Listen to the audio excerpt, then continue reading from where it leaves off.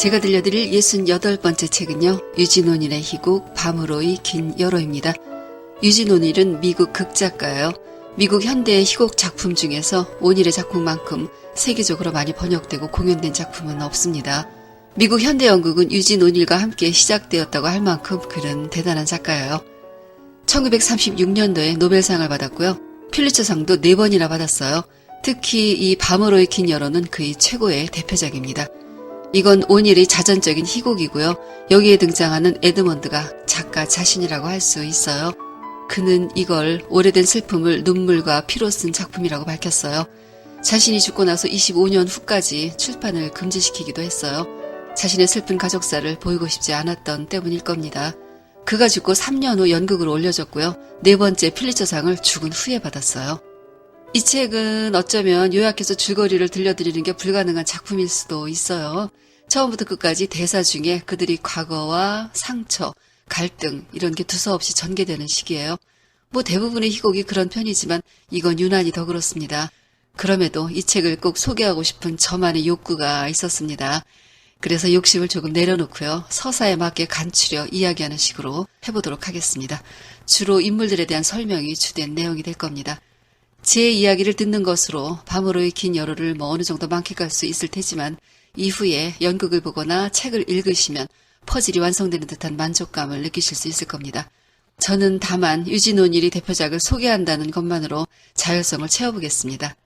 그러면 이야기를 시작하겠습니다. 등장인물은 부부인 티론과 메리, 또 두 아들인 제이미와 에드먼드, 그리고 하녀 캐슬린입니다.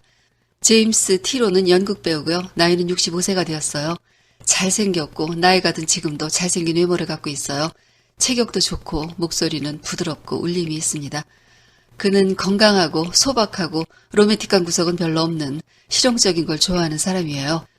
그의 어린 시절은 무척 가난했습니다. 아버지는 아일랜드 사람으로 고향에 대한 그리움이 깊었어요. 그걸 견디지 못했고 결국 티론이 10살 때 가족을 버리고 혼자 아일랜드로 가버렸어요. 하지만 간지 얼마 안 되어 거기서 죽었습니다. 어머니는 미국에 남아 자식들을 데리고 가난에 맞서 살아야 했어요. 학교를 다니는 건 꿈도 꿀 수 없었죠. 티로는 10살 때부터 기계공장에서 일했어요. 더러운 헛간 같은 공장에서 여름이 더위와 겨울의 손이 마비될 것 같은 추위를 견디면서 하루 12시간씩 일했어요. 그러고도 고작 일주일에 50센트만 받았어요. 어머니는 남의 집에서 빨래와 청소를 했고 누나는 재봉 일을 했고 어린 두 동생은 집안일을 거들었어요. 입을 만한 옷도 없고 먹을 만한 음식도 없이 살았어요. 어느 해 크리스마스에 어머니가 일하던 집의 주인이 명절 선물이라고 $1를 주었어요. 어머니는 집으로 오는 도중에 그 돈으로 전부 먹을 것을 샀죠. 집에 돌아와 아이들을 부둥켜 안고 피곤에 지친 얼굴 위로 기쁨의 눈물을 흘리면서 먹을 것이 있는 것에 대해 감사 기도를 했어요. 티로는 그날 $1의 가치를 알았고 이후부터 구두쇠가 되었어요. 그는 연극을 좋아했어요. 단역 하나라도 맡기 위해 익숙해져서 안정된 직장이 된 기계공도 그만두었어요. 글로 쓰인 희곡이란 희곡은 모두 읽었고 성경을 공부하듯 셰익스피어를 공부했어요. 아일랜드 사투리를 없애려고 피나는 노력을 했고요. 공연을 하게 되면서 미국에서 예술적이고 장래가 촉망되는 젊은 배우 서너 명 중 한 명이 되었어요. 그가 오셀로 역을 하던 중에 당대 최고의 배우가 그걸 보고 자기보다 잘한다고 평한 적도 있었어요. 그러나 한 번은 셰익스피어 말고 다른 대단치 않다고 생각되는 연극을 한 적이 있었는데 그걸로 큰 돈을 벌었어요. 그에게 돈은 재산 이상의 가치였으므로 그 수입을 포기하지 못했죠. 이후로 다른 작품은 하고 싶지도 않았고 그 역만 계속했습니다. 하지만 오랫동안 해오던 쉬운 역만 반복하다 보니 노력은 안 하게 되었고 뛰어나던 재능은 더 이상의 발전으로 이어지지 않았어요. 자신이 그 작품이 노예가 되었다는 사실을 인지했지만 너무 늦어 있었죠. 관객들은 그 배역으로만 티론을 동일시했고 그가 다른 역 만든 걸 원치 않았어요. 셰익스피어를 사랑했고 그걸 공연한다면 출연료 없이도 하고 싶었지만 그게 안 되었던 거죠. 자신이 돈의 가치를 너무 높이 생각했기 때문에 망쳤다는 걸 그도 알고 있었지만 돌아갈 수 없는 일이 되었고 회한으로 남았습니다. 그렇게 나이를 먹어갔고요. 돈이 모아질 때마다 땅을 샀습니다. 땅은 없어지지 않는 재산이라는 그 말의 원칙이 있었기 때문이에요. 그러나 아들들은 그를 수전노라고 비난했어요. 그는 사랑받지 못하는 아버지로 자식들에게 공격을 받았지만 돈의 가치에 대한 그의 생각은 숙명처럼 그를 따라다녔어요. 티론의 아내 메리, 그녀의 부모님도 아일랜드 출신이었다가 미국으로 왔어요. 아버지는 좋은 사람이었고 식료품 도매상을 해서 집은 부유한 편이었어요. 메리는 중서부에 있는 수녀원 학교에서 교육을 받았습니다. 학교에서 메리는 신앙심이 두터웠으므로 수녀들의 사랑을 받았어요. 당시에 그녀의 소망은 두 가지가 있었는데 하나는 수녀가 되고 싶은 것과 또 하나는 피아니스트가 되는 것이었어요. 그러나 메리의 피아노 실력은 그리 뛰어나지는 않았어요. 또 잘한다고 해도 피아니스트가 되는 길은 어려웠지만 수녀들은 세상 물정을 잘 몰랐으므로 실현 가능성 별로 없는 피아니스트의 꿈을 그녀에게 부추긴 면이 있었어요. 또 그녀는 수녀가 될 자질도 사실은 별로 없었는데 예쁘고 쾌활한 데다 연애 감정이 풍부해서 결코 속세를 떠날 사람은 아니었어요. 메리는 수녀학교에서 기도를 하고 피아노를 치며 행복한 시절을 보냅니다. 그리고 티론을 만나게 됩니다. 당시 티론은 흥행스타였고 여자들에게 인기가 있었어요. 아버지가 티론과 안면이 있었어요. 아버지와 같이 연극을 보러 갔고 분장실에서 그를 만나자마자 둘 다 사랑에 빠졌어요. 수녀가 되고 싶다는 소망을 싹 잊어버리고 그의 아내가 되기만을 열망했고 그들은 결혼했습니다. 결혼 후 한 곳에 정착해서 살지 못했어요. 티론의 배우 생활은 순회 공연이 대부분이었고 그들은 서로를 사랑했으므로 함께 다녔습니다. 주로 싸구려 호텔에서 생활했어요. 메리에게 그런 정착하지 않은 생활은 힘들었고 극단 사람들이나 배우들과의 교류가 거의 없어서 외로웠어요. 그들은 친절했지만 메리는 그들과 함께 있는 게 편치 않았어요. 그들과의 사이에는 항상 뭔가 가로막힌 것이 있다고 느껴졌어요. 또 수녀원 시절의 친구들도 결혼 후에는 만나지 못했어요. 게다가 티론과 예전에 사귀던 여자가 있었는데 그 여자가 티론을 고소하는 추문이 있었고 메리는 그 일로 친구들이 자신을 동정하고 멀어졌다고 생각했어요. 큰아들 제이미를 낳았고 이후 둘째 유진을 낳았어요. 아이가 둘이 생기자 공연을 따라다니지는 않았지만 어느 날 티론이 외롭다는 편지를 보내왔고 남편에게 가느라 두 아들을 어머니에게 맡겼어요. 그녀가 없는 사이에 유진은 홍역에 걸렸고 결국 죽었습니다. 유진이 홍역에 걸린 건 제이미 때문이었어요. 그때 제이미는 7살이었고 그가 먼저 홍역에 걸려 있었죠. 조심해야 했음에도 제이미는 동생 방에 들어갔고 유진이 전염되었던 거였죠. 메리는 자신이 아들 곁에 있지 않았다는 것으로 오랫동안 무시무시한 죄책감에 시달렸어요. 다시는 아이를 낳고 싶지 않았지만 몇 년 후 에드먼드를 낳았습니다. 에드먼드를 낳은 직후 산후가 좋지 않았어요. 티론은 돈을 아끼느라 싸구려 의사를 불렀고 그 의사가 모르핀을 처방했어요. 그때부터 메리는 모르핀을 가까이 했고 결국 중독이 되고 말았습니다. 그녀는 온갖 치료에도 불구하고 다시 중독으로 빠져들곤 했어요. 과거를 자주 회상했고 특히 가장 행복했던 시절, 아버지와 함께 살던 어린 시절과 수녀원 학교 시절을 그리워하며 회상했습니다. 남편을 사랑했지만 결혼 후 싸구려 호텔에서의 생활과 오랜 시간 기차를 타고 다녔던 일들이 그녀를 지치게 했어요. 둘째 유진을 잃은 것에 대한 자책감과 에드먼드를 낳고 싶지 않았는데 낳았다는 것까지 그녀를 괴롭히는 기억들은 너무 많았어요. 게다가 남편이 큰아들 제이미를 못마땅해 하는 것도 그녀의 괴로움이었습니다. 큰아들 제이미는 33살이에요. 체격과 건강함은 아버지를 닮았습니다. 어렸을 때부터 공부를 잘해 우수한 성적표를 받았고 선생님들도 다 그를 좋아했어요.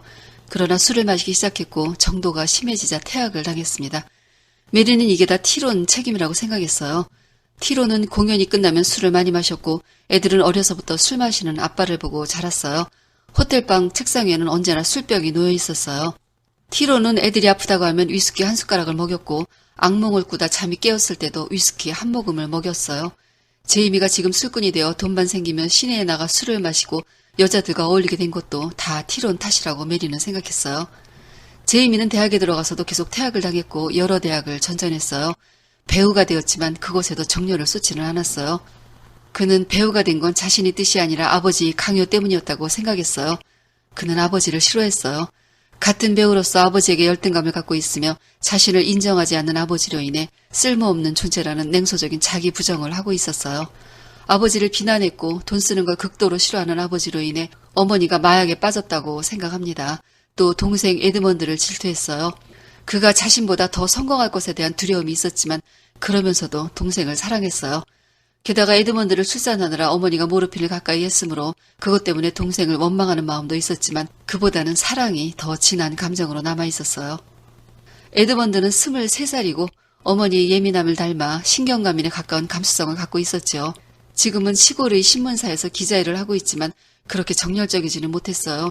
건강이 나빠졌기 때문이에요. 원래 몸이 튼튼하지는 않았고 최근 들어 기침이 심해졌으며 폐결핵에 걸렸다는 진단을 받았어요. 그는 자신이 출생으로 어머니가 마약 중독이 되었다는 사실 때문에 인생에 대해 회의적이고 냉소적이까지 했어요. 그러면서도 어머니에 대한 원죄의식도 상당했죠. 섬세해서 형보다는 감정에 치우치는 경우가 많았고 가족에 대한 연민의 감정도 자주 갔습니다. 에드먼드가 요양병원에 들어가 치료를 해야 하는데 티로는 비용이 적게 드는 요양병원으로 보내려 하고 있어요. 그러나 제이미는 동생이 더 좋은 의사와 더 좋은 시설에서 치료받으면 금방 완치될 거라고 생각했어요. 돈이 들까봐 싼 곳에 보내려는 아버지를 가족보다 돈이 더 중요한 수전노 영감이라고 경멸하고 있었어요. 1912년 8월 티론 가족은 지금 그들이 여름 별장에 와 있는 중이에요. 그 별장은 그리 좋은 건축물은 아니었지만 티론은 그걸 소유한 자랑스러움을 갖고 있어서 여름만 되면 이곳에 와서 지냈어요. 메리는 최근에 요양원에 있다가 나왔어요. 모르핀 중독을 치료하기 위해 한동안 노력했지만 별로 효과는 없었고 가족들은 그로 인해 메리에게 신경을 쓰려고 나름대로 노력하고 있었어요. 그러나 그건 신경을 쓴다기보다는 메리가 약을 먹는가를 지켜야 한다는 것에 가까웠어요. 메리의 마음을 혼란스럽게 하지 않으려고 다들 과격한 말을 피하고 사실을 드러나지 않게 하기 위해서 조심했죠. 그러나 메리는 가족들이 자신을 믿지 않는다는 생각을 합니다. 그녀는 자신이 모르핀을 먹는 게 아니라 손가락에 관절염이 있어서 통증을 없애기 위해 약을 먹을 뿐이라고 생각했어요. 티로는 그 즈음에 싼 값에 구입한 땅을 되팔아 제법 이익이 남은 걸 다행스럽게 생각하고 있었어요. 메리는 에드먼드가 커피 말고는 음식에 손대지 않는 걸 걱정하고 있었어요. 에드먼드가 자리에 없으면 제이미는 아버지에게 에드먼드의 병이 심각하다는 말을 했고 티로는 의사 하디의 처방에 관해서만 말했어요. 그는 무조건 하디의 처방에 의지했고 에드먼드의 병이 심각하다는 걸 인정하려 하지 않았어요. 제이미는 의사 하디에 대해서 시골 삼류 돌팔이라고 티론과 마주 앉기만 하면 언쟁을 벌였어요. 아버지가 부동산 부자면서도 제이미를 내버려두는 건 돈 때문이며 만일 에드먼드가 땅이었다면 돈을 아낌없이 썼을 거라고 빈정댔어요. 티론도 제이미를 못마땅해 했어요. 개런티를 받으면 위스키와 창년을 사느라 다 써버리고 평생을 부모에게 빌부터 살고 있다고 비난을 감추지 않았죠. 그는 에드먼드가 저렇게 된 것도 제이미의 역량 때문이라고 생각했어요. 에드먼드도 대학에서 퇴학을 당했고 브로드웨이로 와서 형의 흉내를 내며 방탕한 적이 있었는데 타고난 체질이 약했기 때문에 그때 건강을 해쳤다고 생각하고 있어요. 동생에게 나쁜 영향을 주었다는 비난을 그는 항상 감추지 않았습니다. 그러다가도 메리에 관한 생각이 미치면 둘은 서로를 동정하거나 이해하는 눈빛으로 보았어요. 그들은 메리가 다시 약을 먹고 있다는 걸 이미 알고 있었지만 가급적 입 밖에 꺼내고 싶지 않아 했어요. 별장에 있는 동안 티로는 지쳐 보였고 제이미는 방어적이고 냉소적이며 에드먼드는 방어적인 표정을 짓고 싶긴 했지만 육체적으로 아프기 때문에 그렇게까지 심각한 표정을 짓지는 못했어요. 메리는 이들로부터 떨어져 있는 듯한 이상한 무관심을 담은 표정으로 있었어요. 그녀는 말을 많이 했지만 그 말을 가족들이 듣던 말던 상관없어 했어요. 그녀는 이제 우리는 가정을 유지할 수 없으며 그동안 싸구려 호텔 생활을 하느라 늘 외로웠다는 말을 해요. 결혼하면서 진짜 가정을 포기했는데 그건 자신이 행복했던 아버지 집이었다고 말해요. 그리고 아들들에게 내 아버지는 집을 살 여유는 없으면서 이런 그저 그런 별장을 사고 땅을 살 여유는 있었다고 무심하게 말했어요. 메리가 2층으로 올라가면 남아있는 셋은 어머니의 상황에 대해 이야기했어요. 어머니를 비난했다가 두둔했다가 다시 보살펴야 한다는 식의 대화를 계속했습니다. 메리는 남편에게 과거 이야기를 자주 했어요. 자신이 에드먼드가 태어나기 전에는 건강했으며 지저분한 호텔방에서 제이미를 낳았지만 그때도 괜찮았다고 말해요. 과거를 이제 그만 잊으라는 티론의 부탁에도 그녀는 과거가 곧 현재며 미래라고 인생은 과거에서 빠져나가도록 허락하지 않는다고 말해요. 티론은 메리에게 사랑한다는 말을 자주 합니다. 그들이 첫눈에 빠졌던 그 시절 이후 36년 동안 결혼 생활을 하면서 변치 않는 사랑을 나누었다고 그는 생각하고 있어요. 그 고백을 하면 메리는 과거의 좋았던 일과 나빴던 일에 대해 계속 번갈아가며 이야기했어요. 다시 과거를 잊으라는 티론의 말에 메리는 단지 지난 과거 중 행복했던 일들만 기억하고 싶기 때문이라고 합니다. 메리는 하녀 캐슬린에게 자신의 심정과 과거 이야기를 많이 하곤 해요. 캐슬린은 그 말을 늘 잘 들어줍니다. 그날 그들이 여름 별장에서의 하루는 원망과 비난, 변명, 걱정, 무심함으로 이어졌어요. 밤이 되었을 때 티로는 에드먼드에게 가고 싶은 요양원에 보내주겠다고 말해요. 돈이 아무리 많이 들어도 상관없다고 했어요. 그리고 자신의 어린 시절 이야기를 들려줍니다. 자신들을 버리고 가버린 아버지, 고생한 어머니, 공장에서 일한 자신과 형제들. 에드먼드는 처음으로 아버지를 이해하고 싶어집니다. 밤늦게 술에 취해 돌아온 제이미가 아버지를 비난했고 에드먼드는 이제 아버지를 이해하려고 노력하라는 말을 합니다. 제이미는 술 취한 감정으로 에드먼드에게 자신이 그동안 너에게 나쁜 영향을 끼쳤다고 고백해요. 때로는 고의적인 경우도 있었는데 그건 내가 성공해서 자신과 비교되는 게 싫어서 실패하길 원했다고도 말합니다. 그동안의 원망과 미움을 고백했고 그러나 미움보다는 사랑이 더 컸고 지금은 사랑만이 남아있다고 말해요. 그러나 티론이 거실로 들어오면서 형제 사이에 아버지가 섞이자 그들은 다시 비난의 감정이 짙어집니다. 그때 2층에서 메리가 내려왔어요. 그녀는 자신이 36년 전 입었던 아름다운 웨딩드레스를 손에 걸치고 내려왔어요. 그곳에 그들이 있는 걸 인식하지 못하고 피아노를 칩니다.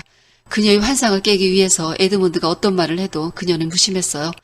티론은 절망적인 상태에서 벗어나려고 이게 다 약 때문이라고 거친 목소리로 말합니다.